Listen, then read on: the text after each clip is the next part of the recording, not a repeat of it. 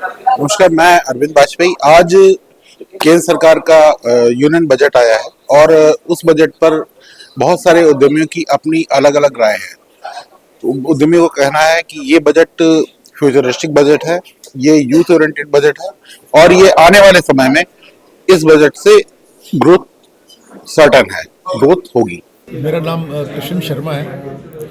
आज श्रीमती निर्मला सीतारमण जो finance minister है, उनके द्वारा जो है बजट प्रपोजल्स यूनियन बजट 2026-27 पेश किया गया। तो मेरा मानना ही है कि it's a very progressive and futuristic kind of budget, जिसमें कि जो जितनी भी डिफरेंट सेक्टर्स हैं, डिफरेंट सेगमेंट्स ऑफ सोसाइटी हैं, उनके जो एस्पिरेशंस हैं उसका विशेष ध्यान रखा गया है। और काफ़ी अच्छा बजट प्रपोजल्स काफ़ी अच्छे हैं, very progressive kind of proposals आते हैं। और special focus is there on infrastructure development, like setting up of freight corridors and all.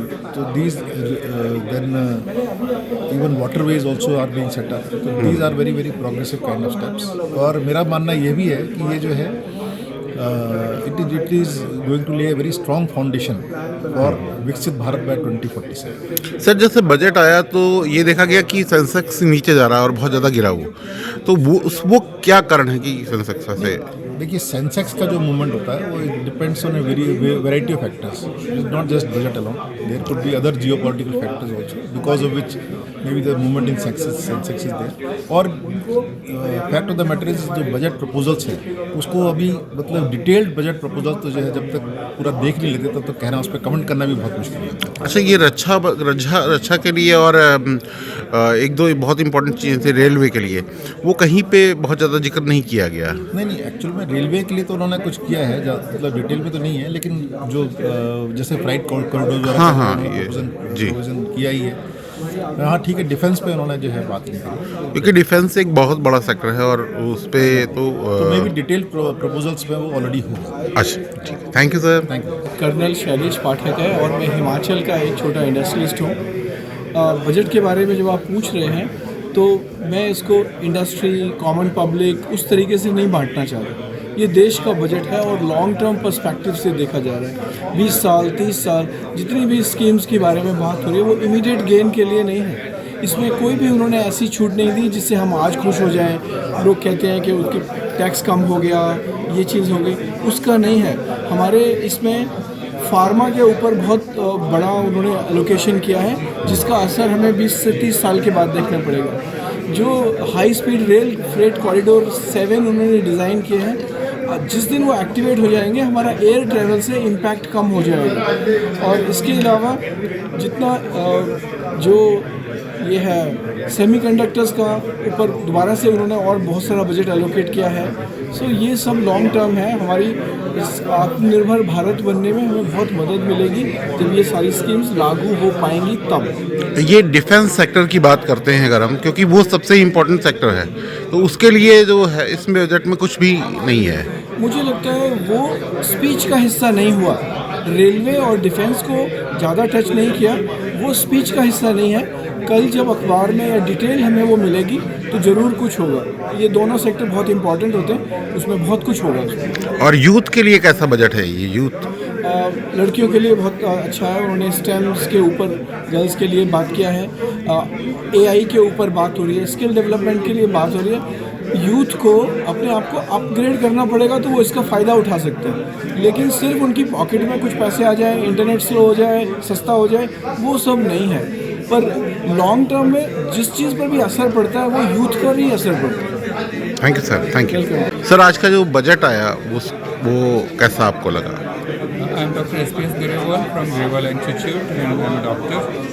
आज का बजट अच्छा लगा, डिफरेंट था। आई वुड से कि पॉपुलिस्ट बजट नहीं जो आम जनता को खुश करने के लिए था। दिस वाज अ बजट जिसने आज के टाइम में जैसे अंतर्राष्ट्रीय चीज़ें बदल रही हैं उस हिसाब से इंडिया को आगे वाले 10-15 साल में मजबूत करने वाला बजट था। डाटा सेंटर वाला प्लान एक्सीलेंट, जो सेक्टर यहाँ हमारे यहाँ डेवलपमेंट की ज़रूरत थी पर उन पर अभी तक गौर नहीं था, उन पर गौर किया गया. Very simple thing like tracking, nobody had thought about it. It's a great potential. India has one of the best trekking trails in the world, but they need to be streamlined. So इसी तरह के जैसे waterways corridor बनाने का था, again very brilliant idea. So it's a budget which is long term and it has to be seen over a long period, and the results we will see maybe in 2-3 years down the line, which is what country needs today. Thank you sir. आज budget आया है तो वो आपको कैसा लगा? क्या budget में खास बातें हैं? देखिए, ओवरऑल पूरे देश का जो इकोनॉमिक सिस्टम है उसको स्ट्रेंथन करने वाला बजट है. जो इमर्जिंग टेक्नोलॉजीज़ हैं उनको सपोर्ट कर रहा है और ओवरऑल जो टैक्सेशन के सिस्टम को सिंप्लीफाई कर रहा है, प्रोसिक्यूशन को मिनिमाइज कर रहा है और एसएमईज़ को सपोर्ट कर रहा है. अगर हम अपने पंजाब की बात करें और चंडीगढ़ हरियाणा की बात करें तो उसके लिए क्या दिखाई पड़ा है यहाँ पे? एक तो सोलर को और ज़्यादा इंकरेज किया है, स्पेशली रूरल एरियाज़ में सोलर को, तो जिससे कि जो है जो पंजाब जैसे स्टेट में जहाँ केवल एग्रीकल्चर पे डिपेंडेंस है रूरल इनकम की, उनके पास ये एक एडिशनल रेवेन्यू आ जाएगा सोलर का, जो कि एग्रीकल्चर से कहीं ज़्यादा बेनिफिशियल है और वाटर सेविंग को भी इंकरेज करेगा. Thank you sir. मेरा नाम दिलदीप सिंह है जी. डूबी इनोवेशन से हूँ. राष्ट्रीय सुरक्षा में, नेशनल सिक्योरिटी में काम करते हैं. We are developing indigenous products, securing Indian military space and also working on long term plan.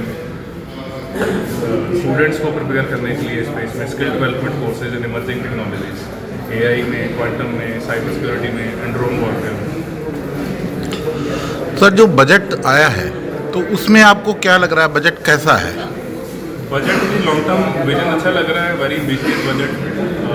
इसमें इमर्जिंग टेक में अगर आप बात करें तो lot of funds has been allocated. AI mission में, सिलिकॉन मैन्युफैक्चरिंग में भी, सिलिकॉन इकोसिस्टम डेवलपमेंट में कर रहे हैं. डेटा सेंटर में वेबल दे रहे हैं, विच इज़ वेरी गुड. तो कुछ और चीज़ें ग्राउंड लेवल पे एग्जीक्यूशन में जैसे ज़रूरत होती है, स्कूल्स और एकेडमिक सेक्टर्स में, वहाँ पे लैब्स भी वैसी बननी चाहिए. अच्छी बात है कंटेंट क्रिएशन लैब्स का बजट एलोकेट किया और वो बना रहे हैं.